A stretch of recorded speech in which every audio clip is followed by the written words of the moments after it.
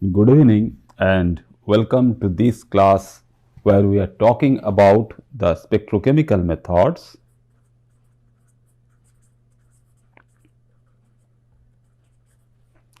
And our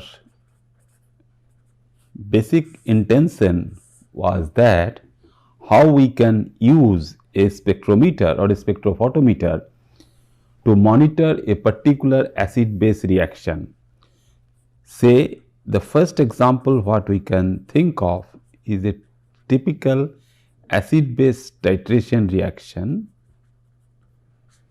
and in other way also we can consider this particular reaction as a titrant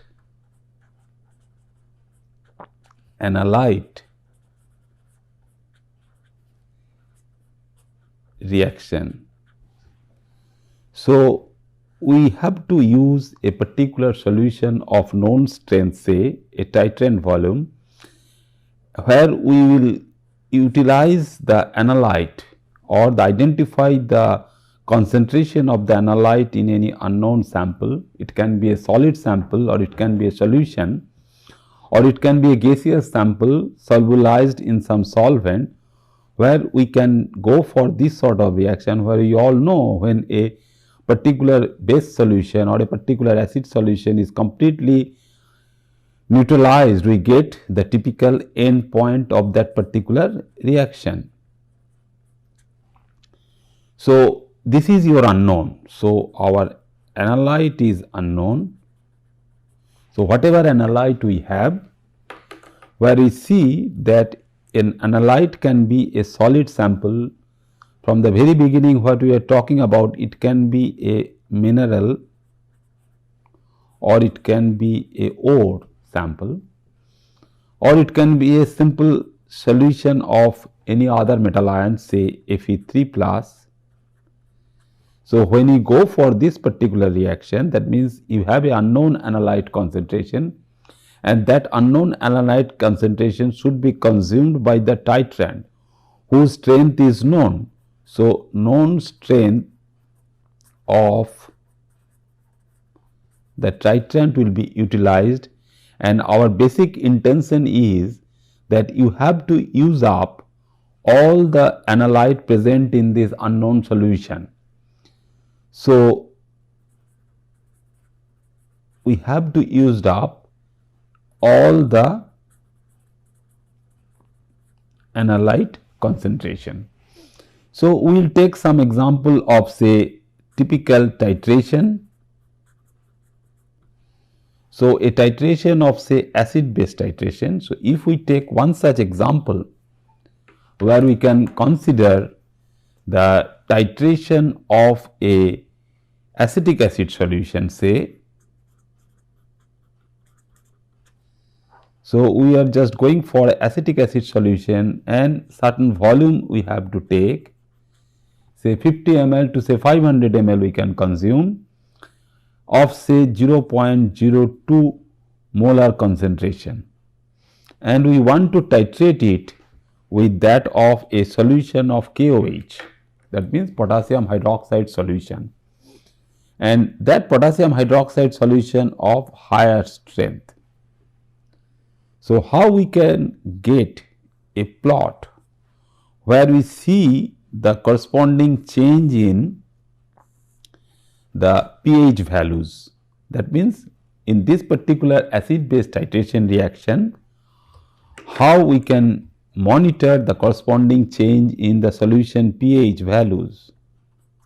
Since we are going for an acid-base titration reaction where we are starting from an acetic acid solution of certain strength, so we will be at the very lower level of this strength, that means between 3 and 4, the pH value will be between 3 and 4, and we will start from that particular point this titration, and on this axis we will be adding the milliliter of that particular KOH solution what we are talking about.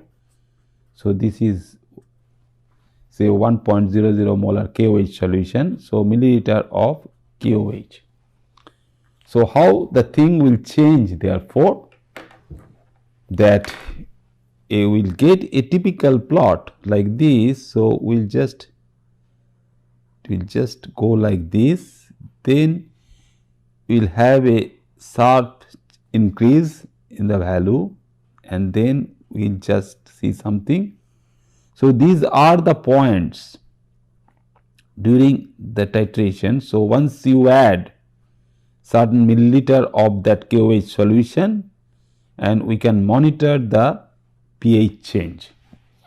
So, if this can be the change, how we can utilize this particular reaction to go for a spectrochemical analysis, because all we know is that for a typical spectrochemical reaction where we should be utilizing some color reaction, but where from we get the coloration from this, because your acetic acid solution is a colorless solution, your KOH is also a colorless solution. Only thing what we are seeing is the only change in the pH.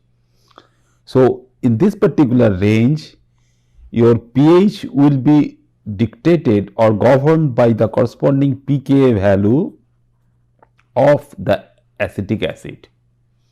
So, this pKa value of the acetic acid will tell how far we can go during the addition of these KOH values. So, once we go this sharp rise, so this particular range basically within 1, 2 or 3 ml of the solution, your pH is jumping from say 6 to say up to 8 or 10.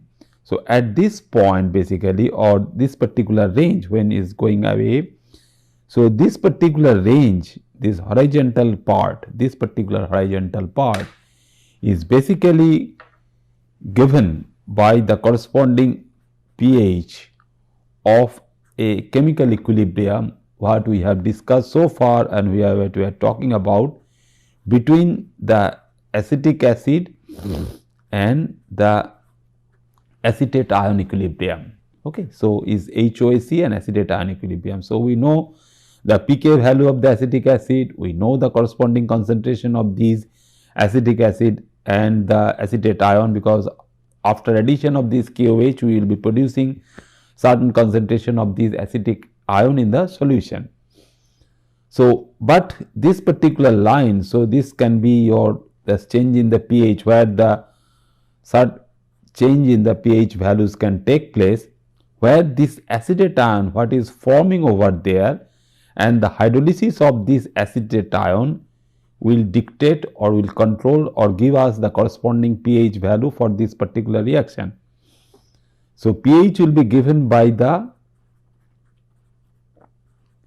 acetate hydrolysis reaction and will be given by the KOH, as we all know, which is nothing but your Kw by Ka value. So, this particular value will tell us this one. Then once we reach over here, so the vertical line we are finishing, we are completing the vertical line, then again we are approaching to some horizontal part of the graph. So, this horizontal part is then you have a very slight change or a very small change in the pH value after the addition of this KOH. So, milliliter addition of this KOH beyond the end point of this titration will be dictated by simple this pH also will be described by your water hydroxide ion equilibrium. So, after at the end basically when you are forming this water from the reaction of your base and the acid, we all know we are forming salt plus acid, salt plus water. So, this water will be there and we have certain amount of hydroxide due to this addition. So, this range of pH will be governed by this particular equilibrium. So, what we see basically from all these examples, that whatever thing we are doing, we are talking in terms of certain chemical equilibrium and then the control of the corresponding pH, which is again related to the pKa values by the Henderson-Hasselbalch equation that we have seen so far, and ultimately we are talking of something in this particular range where is a sharp change or is a jump in the corresponding pH values. So, how we can monitor this particular jump in this pH values, that we will see with the help of a direct titration or with the help of some spectrophotometer. But if we can have certain combination, that if we want to titrate a sodium carbonate solution with some acid, say hydrochloric acid or sulfuric acid. So, there if we see that if we start from a very high pH value, because this can be a very useful example where we can monitor not only the pH, that means the pH metric titration we will see, but also it can be controlled or it can be utilized by the corresponding potentiometric titration.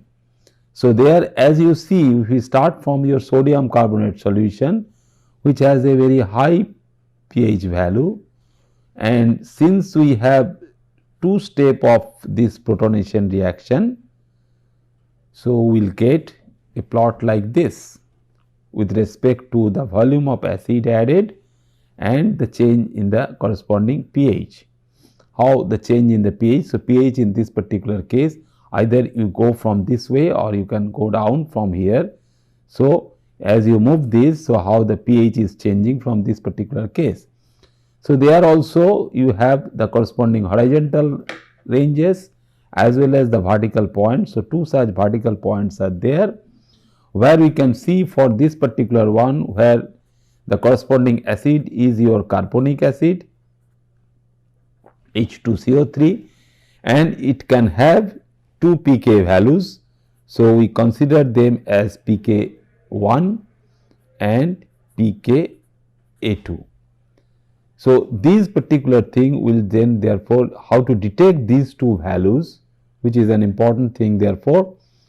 So, when we go for this determination or the titration of say carbonate ion. So, this particular titration is a very useful one, and we can consider a corresponding titration for any such diprotic acid like this particular carbonic acid or any other organic acid, that will stay the example. So, during this process, so one such equilibrium process will be there for the horizontal one. So, these horizontal positions and these three horizontal positions will be there, and this will be controlled by the corresponding equilibrium concentration of carbonate ion and the bicarbonate ion. So, the equilibrium between carbonate and bicarbonate will dictate the corresponding change in the pH value in this horizontal position. Then the pH in this particular range will also be governed by bicarbonate ion in the next step to your free carbonic acid. And lastly, like that of our H2O and H3O plus, because ultimately whatever acid we are adding, then the volume of acid addition will give you the corresponding H3O plus. So, these determinations are very easy to do and all these things, but ultimately what we are getting for all these reactions, your water plays some important role. So, water can show some leveling effect we call, and that leveling effect is known as that if we have an acid and that acid strength is higher than that of our water, so any acid which is more acidic than your H3O plus species will donate the proton to water. So, if you have the acid, so if it is higher than that of your H3O plus, so any acid whose acidity is higher than that of your H3O plus will donate the proton to water. So, it will be donated to water, giving rise to all these H3O plus.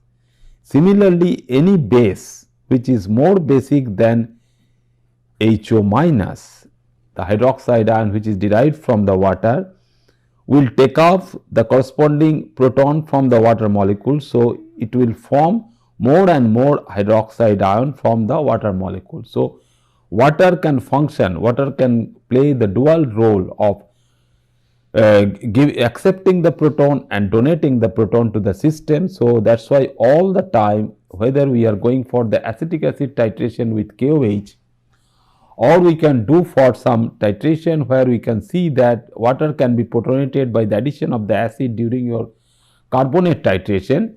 So, we will be forming more and more the hydronium ion.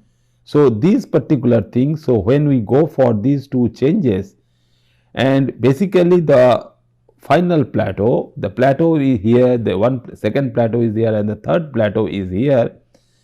So, this plateau is the final plateau in this particular case. So, the final one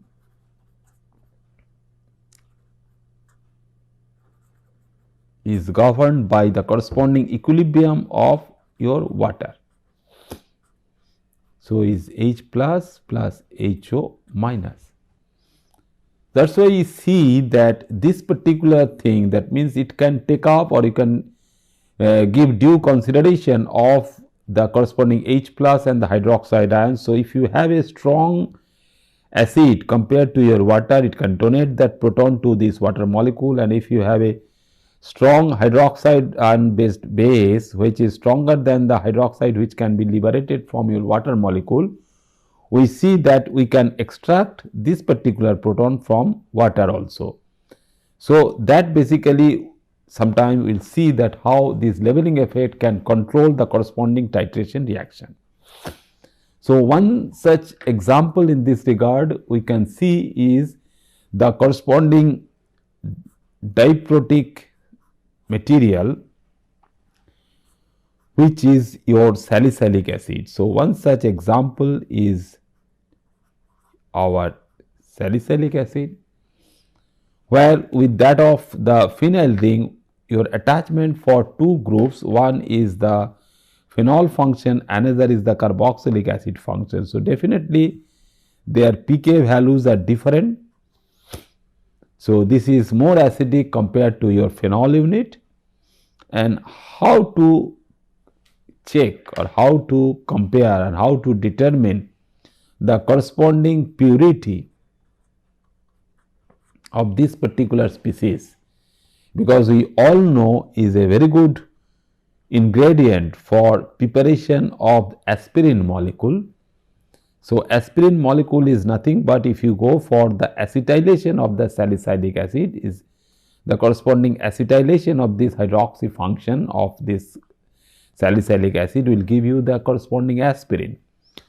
So, if we consider that this is stronger, so if you have a pKa1 is equal to 2.97 and this pKa2 like that of our carbonic acid, we have one pKa1, another pKa2. So, this is 2.97 and this is 13.40. So, to determine the unknown concentration of salicylic acid for the preparation of aspirin, we should know the corresponding purity of the bulk salicylic acid what is available for the conversion of this particular molecule, the salicylic acid, to aspirin. So, what we will see, since this carboxylic acid part is giving rise to a pK value of 2.97, so we can monitor this particular group consumption with that of your sodium hydroxide or potassium hydroxide solution. So, we will titrate for this function only, this carboxylic acid function we can titrate. That means, we will go for only neutralization of this carboxylic acid end, not like that both the two ends of these we can monitor. So, this with the determination of this amount of carboxylic acid found for a sample of salicylic acid will tell us the corresponding purity of this salicylic acid for the preparation of aspirin. So, this is typical manual titration using burette pipette and the conical flask, but if we can substitute this particular thing, that means always we see that there will be a competition between this manual titration. So, what we can have a manual titration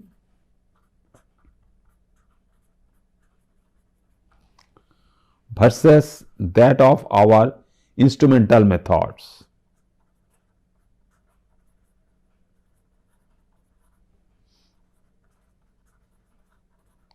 So, in this class of the spectrochemical method, we just slowly moving towards the methods what we can use for instrumental methods of analysis. But still this particular one, this manual titration is still a very good methodology where we can titrate the amount of these unknown samples starting from your acetic acid, this sodium carbonate solution or carbonic acid or salicylic acid. These are some typical examples. So, how we can utilize this for a real life application where we can go for analysis of wastewater during the corresponding pollution of air sample. So, we all know that industry is producing, for any industrial process we can we basically produce certain amount of wastewater depending upon the corresponding treatment what we do for the corresponding industrial process. So, if we see that some of our this wastewater, so this wastewater can be treated. That means treatment of wastewater is required before we just throw away this particular wastewater to some natural source or say river bed or ocean, all these things. So, the titrations can be used together. That means, if we can have for a sewage treatment, so the sewage water you can have, so the sewage treatment, so for a particular sewage treatment what we get, that sewage treatment we can do where large amount of the fatty acids are there which are volatile. So, if the sample or if the sewage is containing some volatile fatty acids and this volatile fatty acid is basically allowing or taken in a particular reactant. So, this particular reactants can be given to a reactor. So, what are those reactants? Reactants are nothing but some bacterial degradation we can do. So, anaerobic bacteria we can use. Why we are using this anaerobic bacteria? Because anaerobically we can degrade the whatever organic matter is there. That means, if we can have this organic matter, that means the industry which is involved for doing this particular industrial process, they are handling some amount of organic matter, and these organic matters when they are fermented, they produce large amount of bicarbonate ions in the form of carbon dioxide. If the medium is alkaline, we all know that alkaline medium can consume carbon dioxide giving bicarbonate anions. So, how to determine these two things together? So, in a continuous process of doing all these things, that means if we go for the degradation of this organic stuff, what we can do that in this medium you can have both carbonic acid anion, that means the bicarbonate anion, and the corresponding volatile fatty acids, and these fatty acids can build up in the medium. So, when we treat it, so during the last stage of this fermentation process and anaerobic bacterial degradation, what we see that at the end basically we will be looking for the production of methane and fatty acids. So these fatty acids can also be titrated. So far we have seen that the neutralization reaction can be utilized for the titration of volatile fatty acids, and when these fatty acids are getting degraded, we produce certain amount of these bicarbonate anions. So when we have this particular thing, that means when more amount of these volatile fatty acids are producing in the medium, instead of this particular bicarbonate anion, because this bicarbonate anion production is giving rise to a buffered medium. So that buffered medium can be consumed if we consume more and more of this carbonate buffer medium by the elimination of these volatile amino acids. So during this process of this degradation, what we can do, that if there is a huge drop in the pH values due to the production of large amount of these volatile fatty acids, the system will collapse. So this particular, that means the volatile fatty acid formation of this volatile, large amount of this volatile fatty acid formation will grow for drop in pH values, and as a result this particular reaction in the reactor will fail. The system will therefore fail. So what to do? Only we can go for detection of this particular pH. So this particular only pH determination, that means if we just simply look at the only pH determination of this medium, will not help us that there is certain degradation due to the corresponding change in the pH of the medium, or certain amount of this volatile fatty acid is forming over there. So only pH determination will not help us a lot. Instead, what we can do, we can determine in this particular case, that's why is a very useful use of the typical titration reaction, that we can go for the determination of both this particular volatile fatty acids. So determination of both volatile fatty acids and bicarbonate is needed. So that's why this particular one is only pH metric titration will not help us. So we have to go for the corresponding determination of these volatile fatty acids. What we see that this particular treatment, the last stage of this Swaraj treatment. So at one end we should go for the corresponding, we should have certain procedure where we can go for this particular volatile fatty acid determination as well as bicarbonate determination. And as we have seen that these two things we can very easily handle. So these volatile fatty acids, suppose it is from C2 to C6 fatty acids. So fatty acids containing 2 carbon to 6 carbon centers.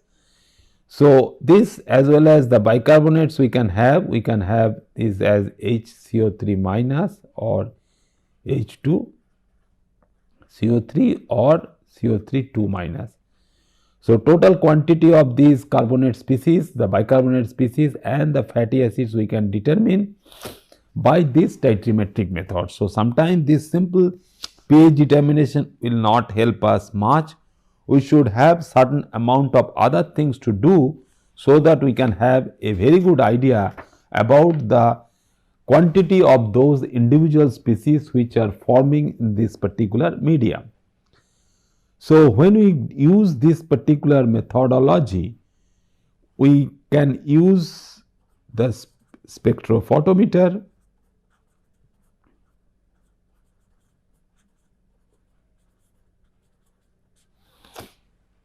And in this particular case, when we go for the spectrophotometer, we'll be seeking answer for different titration results or the different titration methods. So, if we can have some titration, and that titration we can do by a spectrophotometer, what we can get, that we can get some answers. We must have some answers for some questions. So, what are those questions? That means a particular thing what we can answer is that if we have some weak acid, and that weak acid, how we can level that particular weak acid for a particular pKa value. That answer how we can give. That means the weak acid is your acetic acid.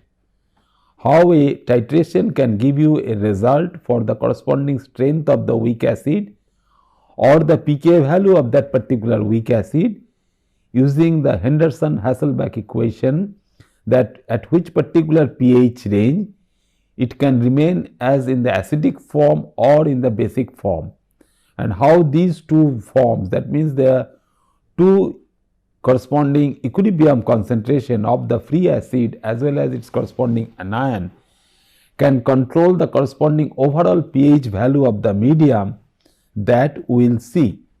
So, if for a real life example, if we can have like that of our white vinegar, we know that white vinegar if we can have, and the question in our hand is that what is the corresponding concentration, what is the concentration of acetic acid in that particular vinegar solution. So, that we can use. So, if we have a commercially available white vinegar in a hand, we can determine the corresponding concentration of this particular sample. Then we can have some pharmaceutical. So, pharmacists or the pharmaceutical industry will also be interested to know for any pharmaceutical preparation to check its purity, and during the preparation ultimately the yield of that particular preparation. That example we have seen just now regarding the preparation of aspirin from salicylic acid. Suppose if you can have certain other pharmaceutical preparation where some iodine is present. So, not that the simple acid like salicylic acid. So, we have to use this particular ingredient in the pharmaceutical preparation by some titrimetric method. So, what we see from the titration plot or the titration curve, that we must have some endpoint, and that endpoint we have to detect, because at the neutralization point what we see, if we have a strong acid strong base titration, the pH, the final pH at the neutralization point will be close to 7, as we all know, because whatever salt is forming, so that salt will not interfere the corresponding pH value for a titration like hydrochloric acid HCl with that of our sodium hydroxide. So, these we all know that how the pH is changing, but when we are handling two colorless solution, your acid is colorless, your base is also colorless. So, handling these two solutions, how we can detect that particular change. So, when we see that there is a change, the sharp change like this. So, as we change, as we go from, this is the volume axis and this is the pH axis. So, when there is a sharp change and we just only focus our attention over here. So, at this particular range, how we can detect this particular change? The simplest possible answer is that if we can have a corresponding instrument which can detect the change in the pH during the volume of addition of some corresponding titrant, because this is your titrant, this is your analyte volume. So, pH can be monitored very nicely with the use of a pH meter. We all know that the hydrogen ion concentration in presence of the hydrogen gas and all these things is the electrochemical thing can happen, and we can have a glass electrode type of thing, and that glass electrode type of thing can determine the corresponding pH of that particular medium.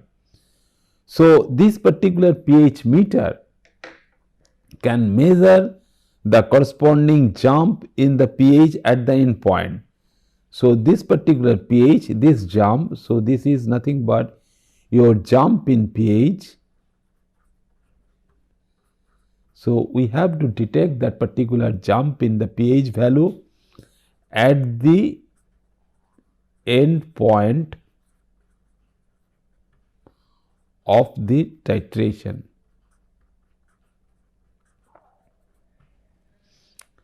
So, how another alternative method we can use without using the pH meter, because this pH meter can be switched for the corresponding millivolt also, that give rise to our potentiometric titration,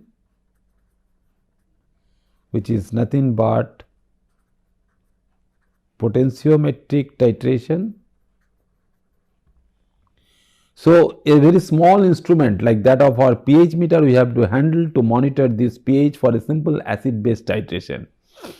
But what indirectly we can do, how to detect this particular change, whether we can go for this, and our basic choice is for utilization of the spectrophotometer. So, once we are talking about the spectrophotometer, we should be thinking something for any reaction or any change in the corresponding color. So, we will be looking for some color reaction, and whether this particular color reaction can be helpful to detect the end point of any titration reaction, and that color can be measured by a typical spectrophotometer. So, that we will see in our next class. Okay, thank you very much.